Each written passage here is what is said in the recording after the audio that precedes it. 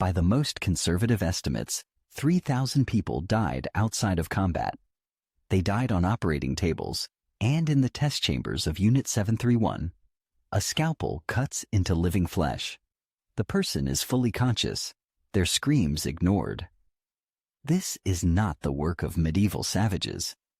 This is the work of 20th century medical scientists, graduates of prestigious universities. Their monstrous logic was cold and simple. Anesthesia, in their view, could distort the research results. This was not random sadism.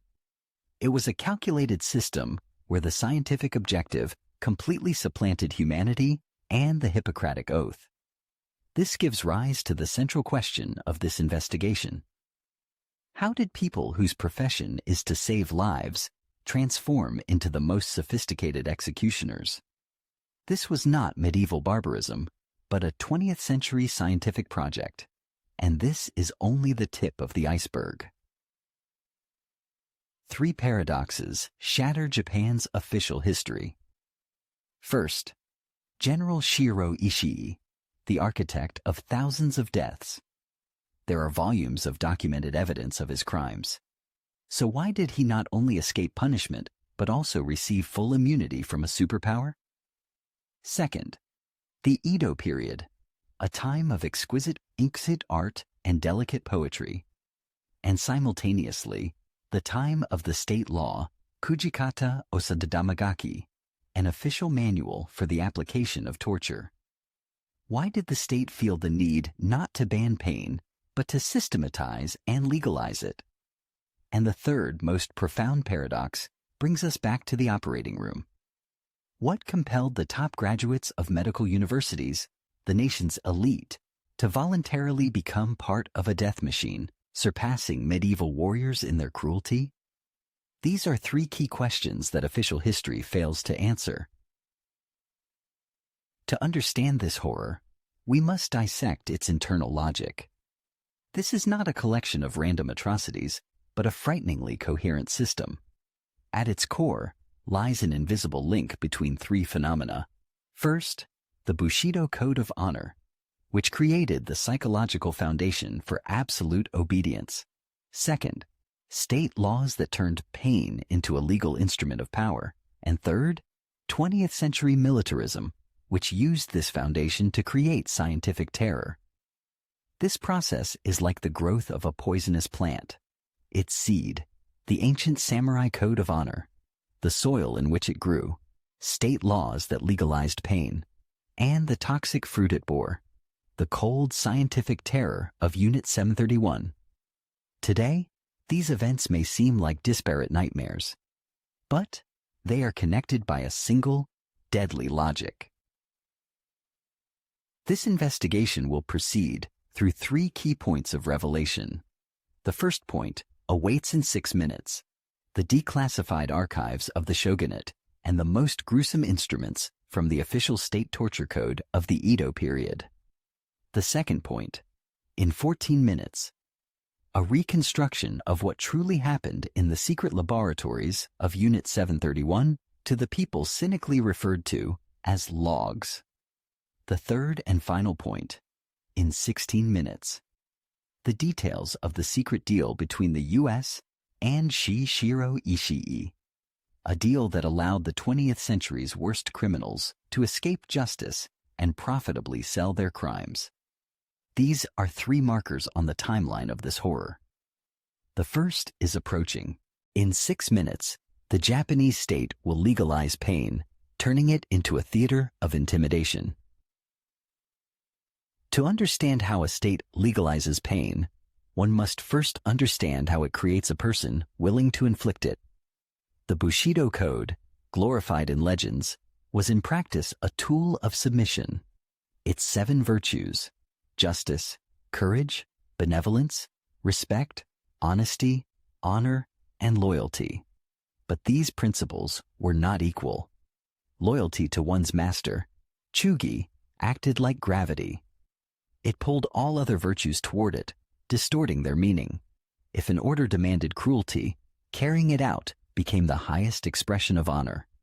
This gave rise to the right of Kirisut Gomen, a samurai could kill a commoner with impunity for a mere insult.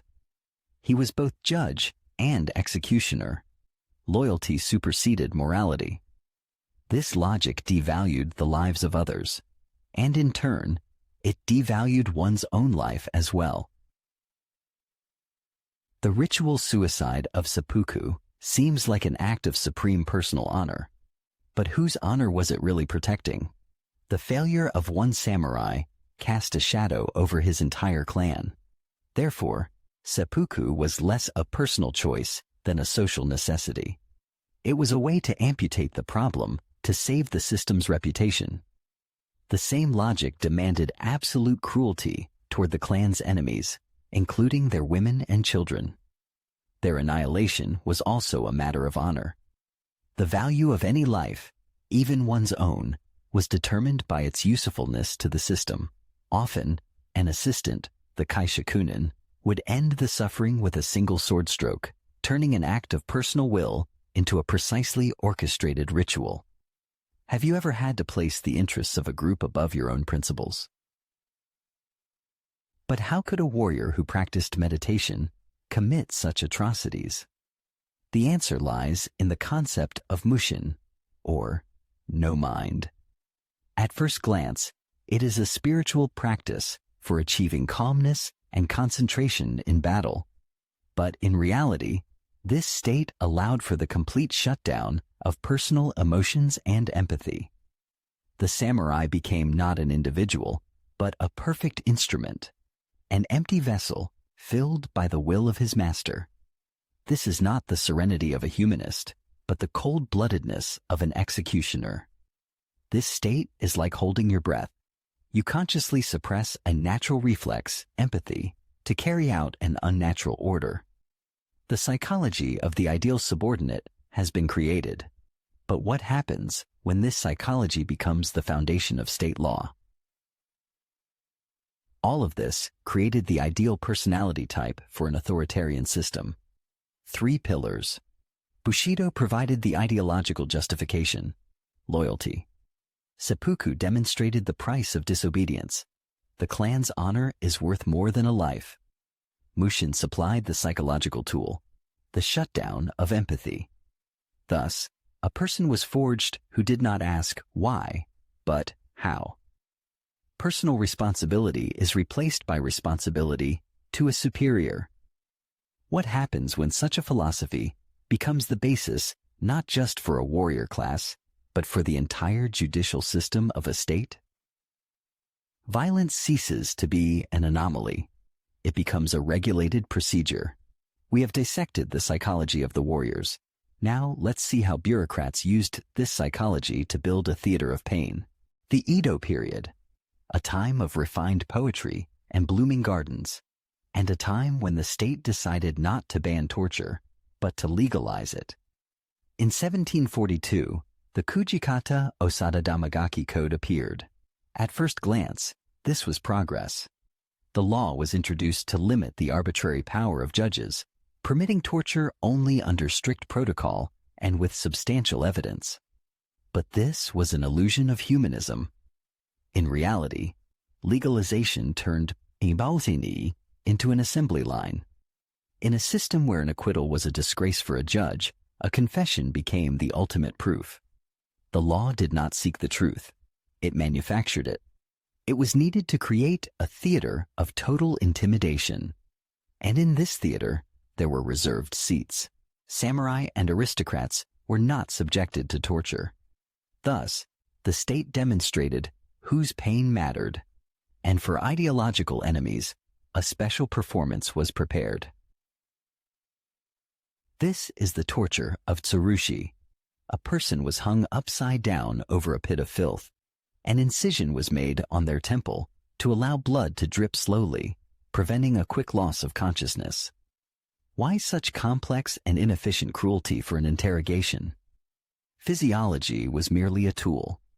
The rush of blood to the head and days of agony prolonged the torment, which could last up to 9 days. But the real purpose was symbolic. This torture was widely used on Japanese Christians. The pit of waste symbolized hell. The slow death provided time for reflection and renunciation of their faith. This was not torture, but a public ideological re-education. The victim's body became a battlefield for their soul. But if tsurushi was for ideological enemies, what instrument was used to obtain routine confessions? The answer: ishidaki, or stone torture. What was its secret? The procedure seemed simple. A person was forced to kneel on ridged wooden beams, and heavy stone slabs were placed on their thighs. But the devil was in the details. The weight of the slabs was gradually increased, reaching up to 400 kilograms, 80 pounds. It was as if 4 adult men were standing on the person's legs. The pain escalated slowly, predictably, shattering the knee joints and turning the interrogation into a methodical procedure. This is a perfect example of the bureaucratization of violence. The process was completely controllable. The executioner could dose out the pain, extracting the desired testimony with almost surgical precision. A confession obtained this way nullified the need for other evidence, devaluing the very search for truth. The system and the psychology of the perpetrator are already in place. Only one element is missing: the ideology of scientific supremacy. What we are seeing is not chaotic barbarism. It is a cold, calculated, and legalized system of state control. It had a legal basis: the Kujikata Osadamagaki Code. It had specialized tools: tsurushi for ideological warfare, ishidaki for routine interrogations, and it had psychologically prepared perpetrators. Over centuries, the Japanese state had honed the skill of systemic, dehumanized violence. The human body ceased to be sacred. It became an object, an instrument, like a hammer or a chisel for building state order. What would happen if this refined system were combined with imperial ambitions and 20th century technology? The answer is simple. The sword would be replaced by the syringe, and the torture chamber would become a scientific laboratory. But how did the cruelty of the warrior mutate into the cold-bloodedness of the scientist? In the early 20th century, Japan invaded Manchuria. It looked like a typical colonial war, but its true engine was racial ideology. Propaganda turned the Chinese, Russians, and Koreans into subhuman beings. In official reports, they were called maruta, or logs. This was a philosophical dehumanization. The ancient Bushido code demanded respect for a worthy enemy. But if the opponent is not a person but a log, no codes apply. This ideology created the opportunity. It needed an architect. His name was Shiro Ishii, an ambitious military doctor. After a 2-year tour of 30 countries in Europe and America, he returned with a single idea: biological warfare. Ishii realized that for resource-poor Japan, this was the perfect weapon: cheap, invisible, and capable of crushing an enemy without a single shot. This was not sadism, but cold, patriotic calculation. His main argument to the top military brass was devastatingly simple. Animals react to bacteria differently than humans. To create an effective weapon, human test subjects are necessary, and the war in China provided unlimited access to them. But how to convince generals raised on a code of honor of the necessity of such a project? At first, Ishii's idea was met with skepticism. Biological weapons were considered unworthy of a warrior. But Ishii proved to be a brilliant lobbyist. The young doctor in a perfectly pressed uniform stood before gray-haired generals. He showed not photos of horrors, but charts of economic efficiency. He spoke not of cruelty, but of national security, of victory over the USSR with minimal losses. He even promised that the data would help create vaccines for the Japanese army. In 1936, his pragmatism won. The project received funding. Thus, a perfect storm formed. 3 deadly components came together. First, the psychology of the ideal subordinate, forged by Bushido. Second, the experience of legalized state violence from the Edo period. And third, a new ideology that turned the enemy into raw material. Shiro Ishii was the catalyst.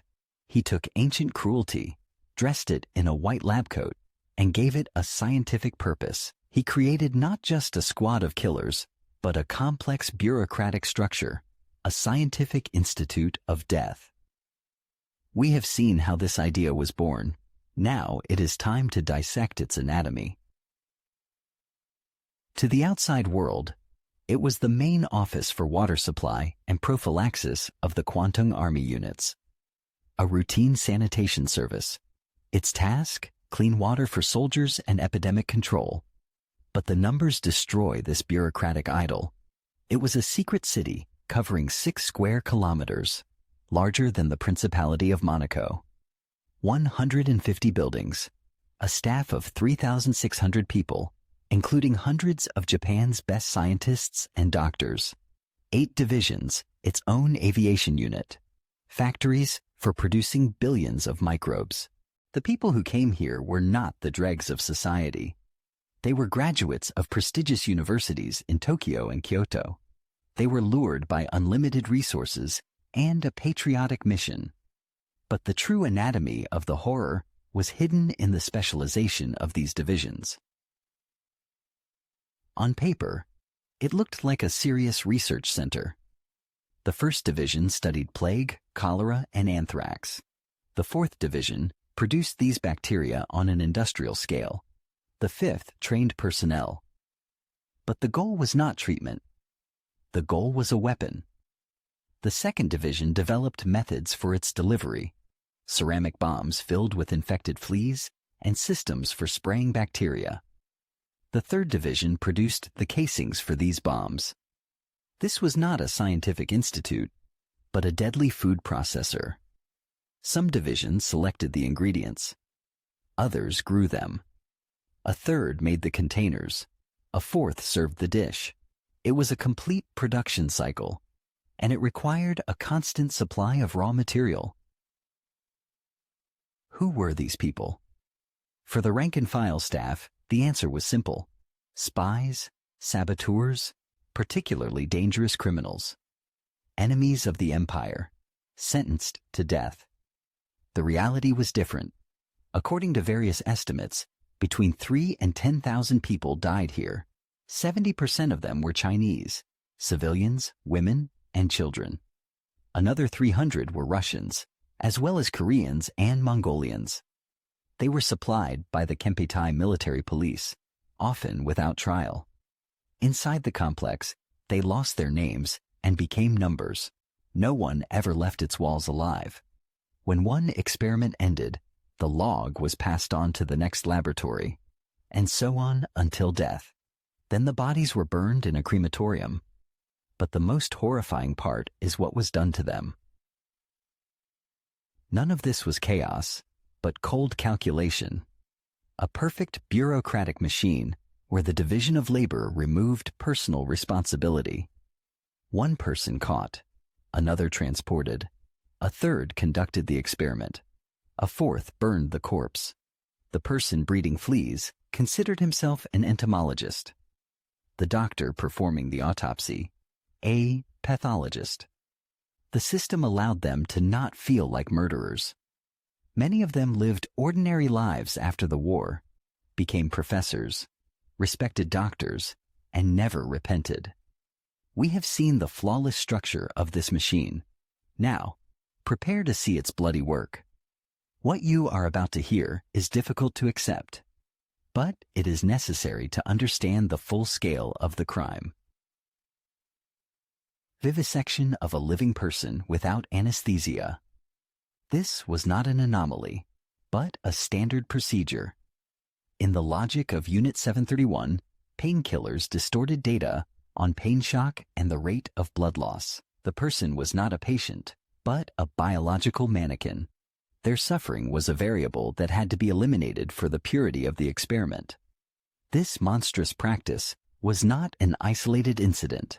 It was an assembly line through which thousands passed. 70% of them were Chinese.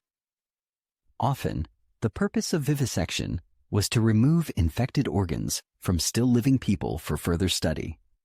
The human body became merely a container for the material they needed. But vivisection was not the only method where human suffering became a tool of science, turning even natural phenomena into weapons of torture.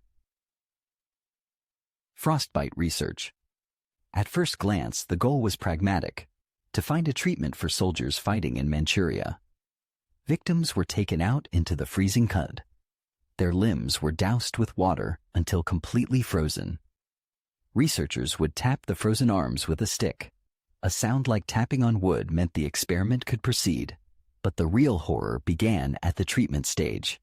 Instead of searching for humane ways to rewarm them, scientists would plunge the limbs into boiling water or hold them over an open fire, observing the development of gangrene.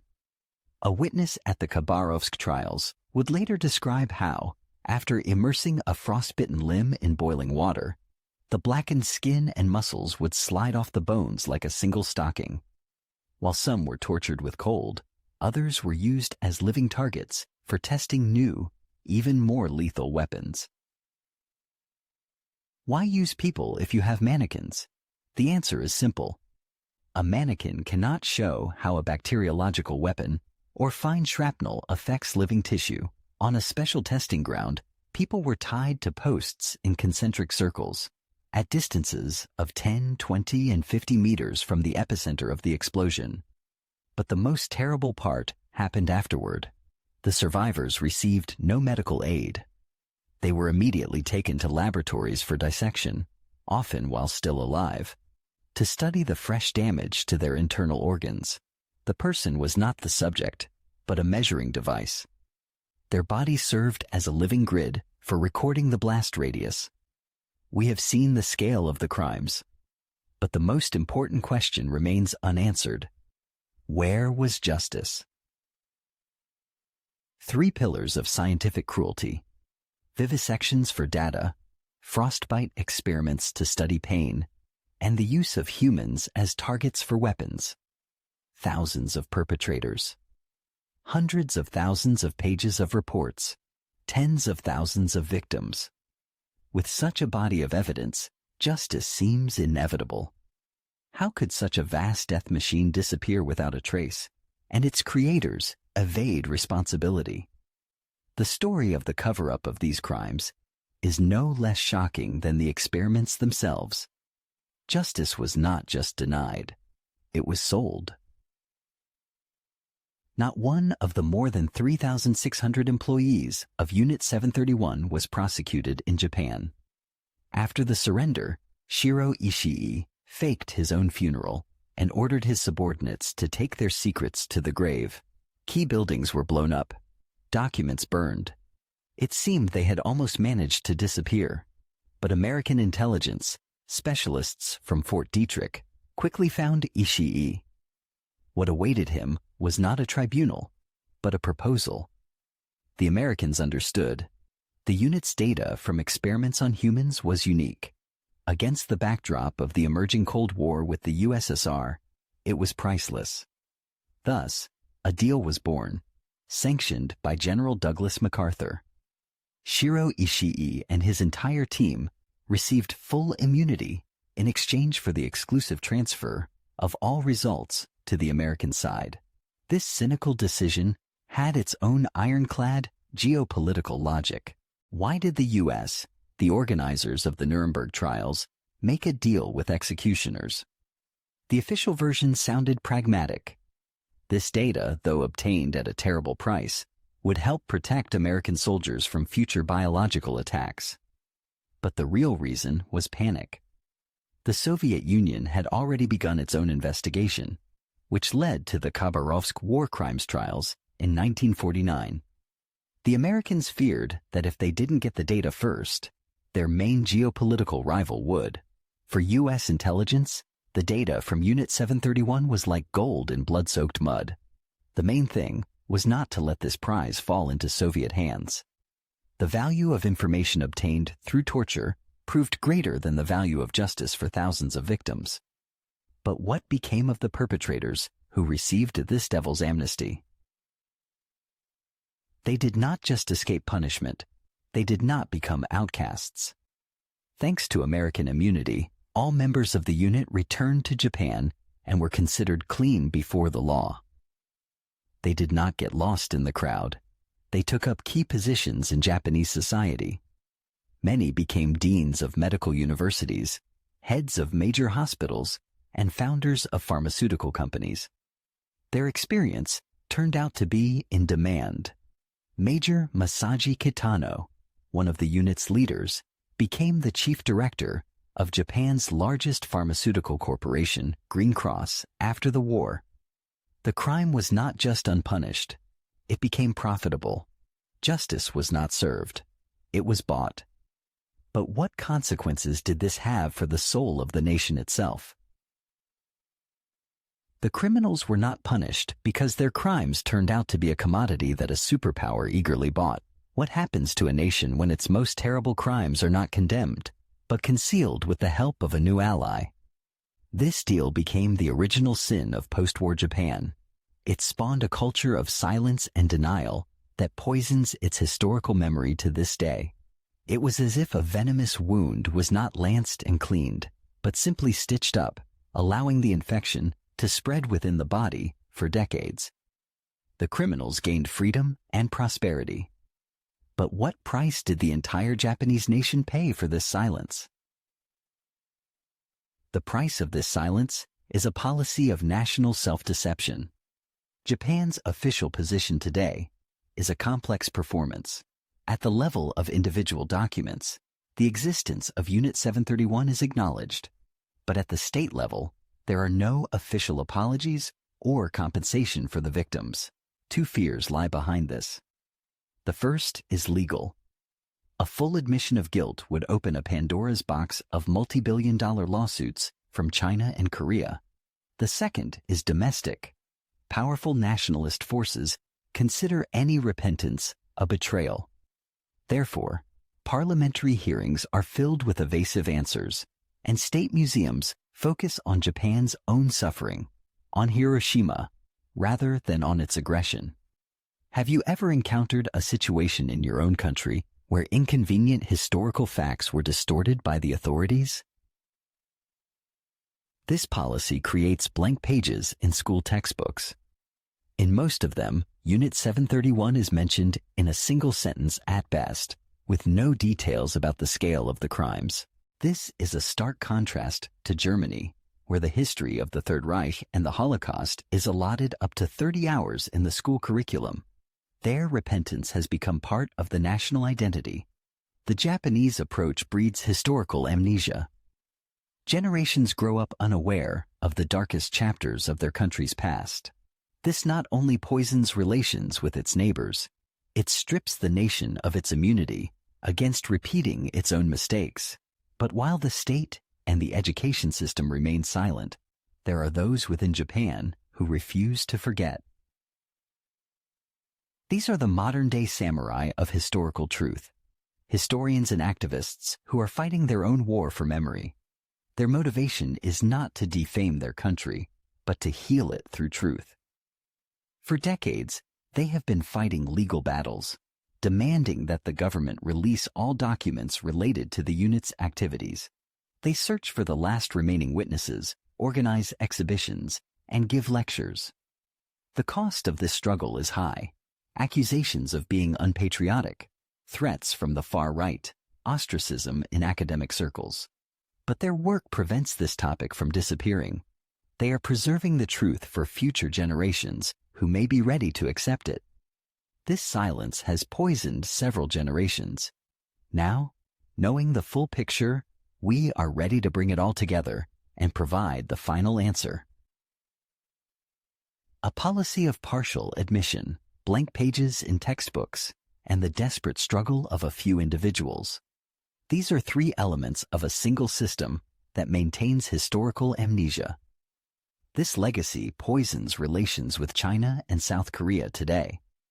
Any contemporary political dispute constantly hits the wall of an unprocessed past. We have traveled the entire path, from the philosophy of the samurai to the experiments of Unit 731 and the post-war cover-up. In the final section, we will bring all the threads together to give a definitive answer to the central question of this investigation: how a culture of honor gave birth to unimaginable cruelty. 3 elements formed a deadly sequence, answering our main question. First, the Bushido Code, where loyalty to a master became superior to any morality. This created the psychology of the ideal subordinate who bears no personal responsibility for cruelty. Second, the laws of the Edo period. Building on this psychology, the state legalized pain without resistance, turning torture into a routine bureaucratic procedure. And the third and final step, 20th century militarism. The old model of loyalty above morality was transferred to a new field, science. Unit 731 was the logical conclusion of this evolution. The goal changed from confession to data. The instrument changed from a stone to a syringe, but the mechanism itself remained the same. This system immediately became enmeshed in bureaucracy. Unit 731 was not a gathering of maniacs. It was an efficient machine with divisions, laboratories, and a clear hierarchy. This structure turned atrocity into an assembly line. Vivisection, frostbite, weapons testing, these were all separate production cycles. Such a system, where a scientist was responsible only for their narrow area of work, allowed for an extreme degree of dehumanization. The victims became logs, raw material. This machine worked like a river carrying poison.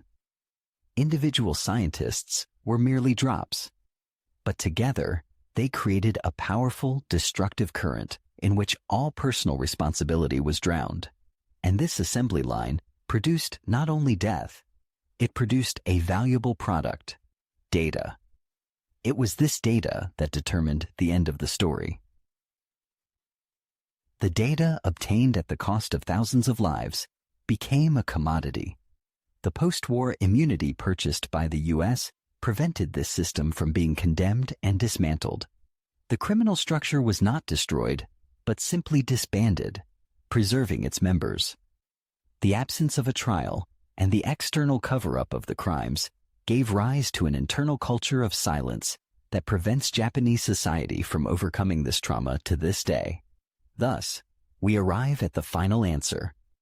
The cruelty was born not in spite of honor, but through its perversion. Honor as personal virtue was replaced by honor as blind loyalty to a system. The shogun, the emperor, science. It was this substitution that made it possible to justify any atrocity, and post-war cynicism prevented it from being condemned. The 7 elements of our investigation, from the Bushido Code to the legacy of silence, form a single, complete picture.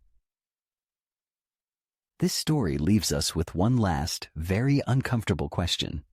We have seen 2 forms of evil: the executioner of the Edo period, who tortures according to the law, acting as a cog in the state's machine of intimidation, and the scientist of Unit 731, who violates every conceivable law and oath for the sake of progress. What is more terrifying, evil that operates within the framework of a cruel law, or evil that operates in the name of science, trampling all laws?